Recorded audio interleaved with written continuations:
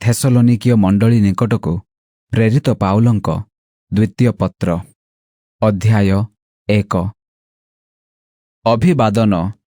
पाउल, Salwan ओ तिमोथी आम्भमानंक पिता ईश्वर ओ प्रभु जीशु ख्रीष्टंकଠାରେ ଥିବା थेसलोनिकी सहरर मंडली निकटकु पत्र।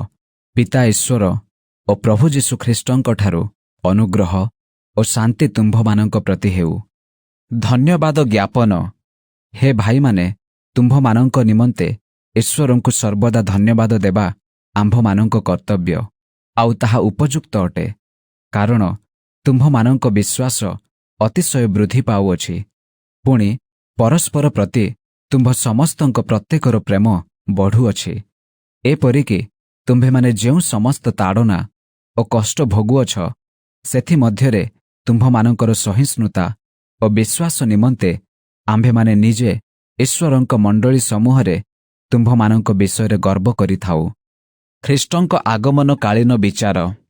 ईश्वरंक जेउ राज्य निमंते तुम्भेमाने दुख भोगुअछ, सेथिर योग्य बोली गणित हेबा पई एहा तो ईश्वरंक उचित विचारर प्रत्यक्ष प्रमाण।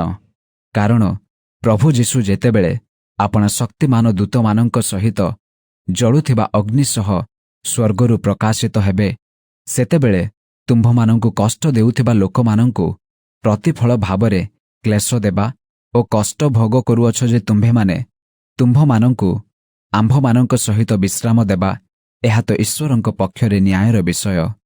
जेउमाने ईश्वरंकु जानन्ति नाही ओ आम्भमानंक प्रभु जीशुंक सुसमाचार मानन्ति नाही, सेमानंकु से सेतेबेले दंड देबे। अर्थात जेउ दिन से आपण साधुमानंक द्वारा गौरवान्वित हेबाकु ओ विश्वास करिथिबा लोक समस्तंक द्वारा चमत्कारर दृश्य स्वरूप हेबाकु आसिबे, कारण तुम्भमानंक निकटरे आम्भमानंक साक्ष्य तुम्भेमाने विश्वास करिअछ। सेही दिन सेमाने दंड पाइबे, अर्थात प्रभुंक छामुरु ओ ताहांक पराक्रमर गौरवरु दूरेई जाई अनंत विनाश भोग करिबे। एणु आम्भमानंक ईश्वर जेपरि तुम्भमानंकु आपणा आह्वानर योग्य बोली गणना करन्ति, पुणी समस्त उत्तमता ओ विश्वासर कर्म शक्तिरे सिद्ध करन्ति, सेथिपाई मध्य आम्भेमाने सर्वदा तुम्भमानंक निमंते प्रार्थना करुअछु। ताहा हेले आम्भमानंक ईश्वर ओ प्रभु जीशु ख्रीष्टंक अनुग्रह अनुसारे आम्भमानंक प्रभु जीशुंक नाम तुम्भमानंकठारे गौरवान्वित हेब, आउ तुम्भेमाने ताहांकठारे गौरवान्वित हेब।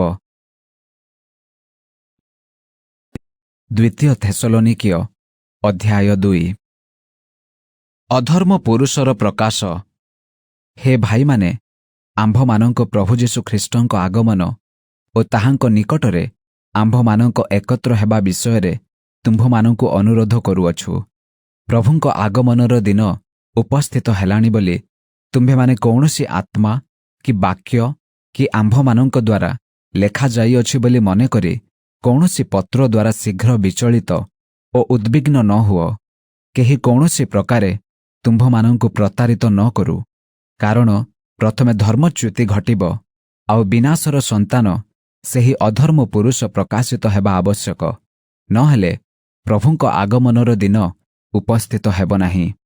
ए सेही अधर्म पुरुष जे पूजित किंबा ईश्वरंक विरोध करे एवं समस्तंक ठारू निजको अधिक प्रशंसा करे।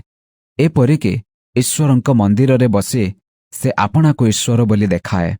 मु तुम्भमानंक संगरे थिबा समयरे एही सबु विषय जे तुम्भमानंकु कहिथिले ताहा कौन तुम्भमानंकर मने नाही?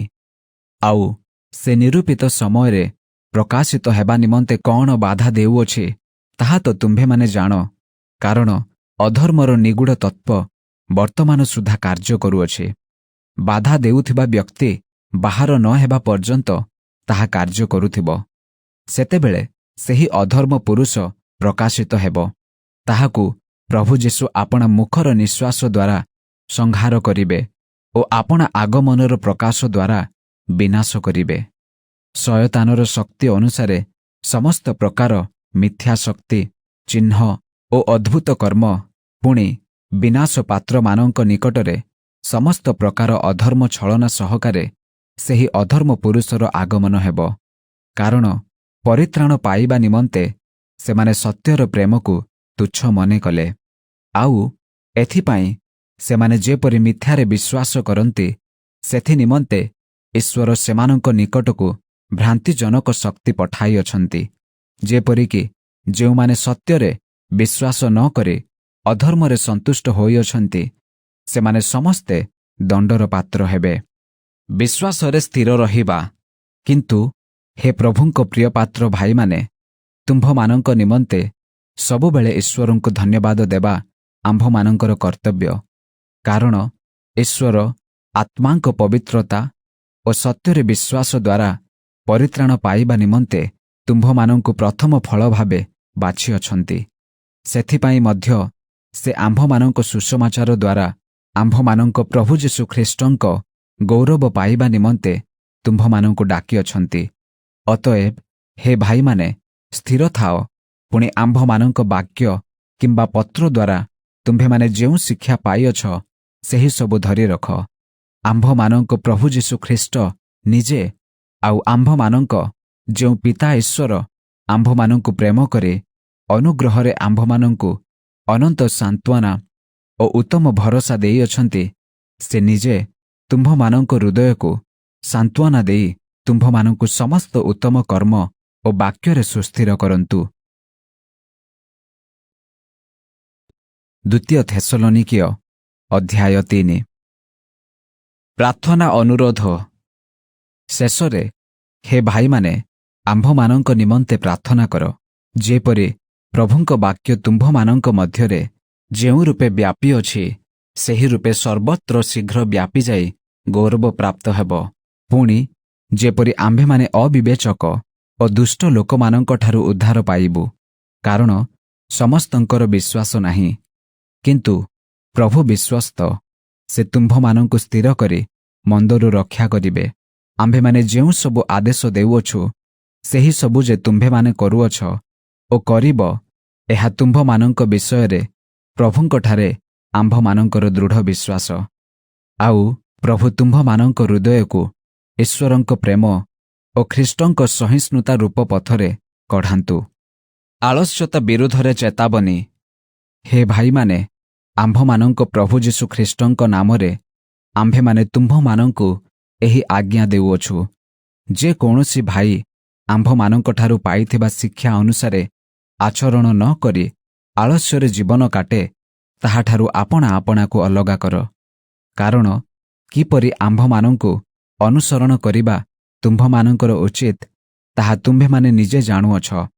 ଯେଣୁ ଆମ୍ଭେମାନେ ତୁମ୍ଭମାନଙ୍କ ମଧ୍ୟରେ ଆଳସ୍ୟର ଜୀବନ କାଟି ନଥିଲୁ, କିଅବା ବିନା ମୂଲ୍ୟରେ କାହାରି ଖାଦ୍ୟ ଖାଇ ନଥିଲୁ, ବରଂ ତୁମ୍ଭମାନଙ୍କ ମଧ୍ୟରୁ କାହାର ଭାର ସ୍ୱରୂପ ନ ହେବା ପାଇଁ ପରିଶ୍ରମ ଓ କଷ୍ଟ ସହିତ ଦିନ ରାତି କାମ କରିଥିଲୁ। ତୁମ୍ଭମାନଙ୍କଠାରୁ କିଛି ଗ୍ରହଣ କରିବାକୁ ଯେ ଆମ୍ଭମାନଙ୍କର ଅଧିକାର ନାହିଁ, ତାହା ନୁହେଁ, କିନ୍ତୁ ଯେପରି ତୁମ୍ଭେମାନେ ଆମ୍ଭମାନଙ୍କୁ ଅନୁସରଣ କର, ଏ ନିମନ୍ତେ ଆମ୍ଭେମାନେ ତୁମ୍ଭମାନଙ୍କ ନିକଟରେ ଆପଣା ଆପଣାକୁ ଆଦର୍ଶ ରୂପେ ଦେଖାଇବା ପାଇଁ ସେପରି କଲୁ। କାରଣ ତୁମ୍ଭମାନଙ୍କ ସହିତ ଥିବା ସମୟରେ ହିଁ ଆମ୍ଭେମାନେ ତୁମ୍ଭମାନଙ୍କୁ ଏହି ଆଜ୍ଞା ଦେଲୁ, ଯେ କେହି କାର୍ଯ୍ୟ କରିବାକୁ ଇଚ୍ଛା କରେ ନାହିଁ, ସେ ଭୋଜନ ମଧ୍ୟ ନ କରୁ। ଯେଣୁ ତୁମ୍ଭମାନଙ୍କ ମଧ୍ୟରେ କେହି କେହି ଆଳସ୍ୟର ଜୀବନ କାଟୁଅଛନ୍ତି ଓ କୌଣସି କାର୍ଯ୍ୟ ନ କରି ଅନଧିକାର ଚର୍ଚ୍ଚାରେ ବ୍ୟସ୍ତ ଅଟନ୍ତି ବୋଲି ଆମ୍ଭେମାନେ ଶୁଣୁଅଛୁ। ଏହି ପ୍ରକାର ଲୋକମାନଙ୍କୁ ଶାନ୍ତ ଭାବରେ କାର୍ଯ୍ୟ କରି ନିଜ ନିଜର ଖାଦ୍ୟ ଖାଇବାକୁ ଆମ୍ଭେମାନେ ପ୍ରଭୁ ଯୀଶୁ ଖ୍ରୀଷ୍ଟଙ୍କ ନାମରେ ଆଜ୍ଞା ଓ ଚେତନା ଦେଉଅଛୁ। କିନ୍ତୁ ହେ ଭାଇମାନେ, ସତ୍କର୍ମ କରିବାରେ ତୁମ୍ଭେମାନେ କ୍ଳାନ୍ତ ହୁଅ ନାହିଁ। ଆଉ ଯଦି କେହି ଏହି ପତ୍ରରେ ଲେଖାଯାଇଥିବା ଆମ୍ଭମାନଙ୍କ କଥା ନ ମାନେ, ତେବେ ସେହି ଲୋକକୁ ଚିହ୍ନି ରଖ। ପୁଣି ସେ ଯେପରି ଲଜ୍ଜିତ ହୁଏ, ଏଥି ନିମନ୍ତେ ତାହା ସହିତ ସମ୍ପର୍କ ରଖ ନାହିଁ। ତଥାପି ତାହାକୁ ଶତ୍ରୁ ବୋଲି ଭାବ ନାହିଁ, ମାତ୍ର ତାହାକୁ ଭାଇ ବୋଲି ଭାବି ସତର୍କ କରାଅ। ଶେଷ ଆଶିଷ। ଶାନ୍ତିଦାତା ପ୍ରଭୁ ନିଜେ ତୁମ୍ଭମାନଙ୍କୁ ସର୍ବଦା ଓ ସବୁ ପ୍ରକାର ଶାନ୍ତି ଦେଉନ୍ତୁ। ପ୍ରଭୁ ତୁମ୍ଭ ସମସ୍ତଙ୍କ ସହବର୍ତ୍ତୀ ହେଉନ୍ତୁ। ମୁଁ ପାଉଲ ମୋହର ନିଜ ହସ୍ତରେ ଲେଖି ନମସ୍କାର ଜଣାଉଅଛି। ପ୍ରତ୍ୟେକ ପତ୍ରରେ ଏହା ଚିହ୍ନ ସ୍ୱରୂପ ମୁଁ ଏହିପରି ଲେଖେ। ଆମ୍ଭମାନଙ୍କ ପ୍ରଭୁ ଯୀଶୁଖ୍ରୀଷ୍ଟଙ୍କ ଅନୁଗ୍ରହ ତୁମ୍ଭ ସମସ୍ତଙ୍କ ସହବର୍ତ୍ତୀ ହେଉ।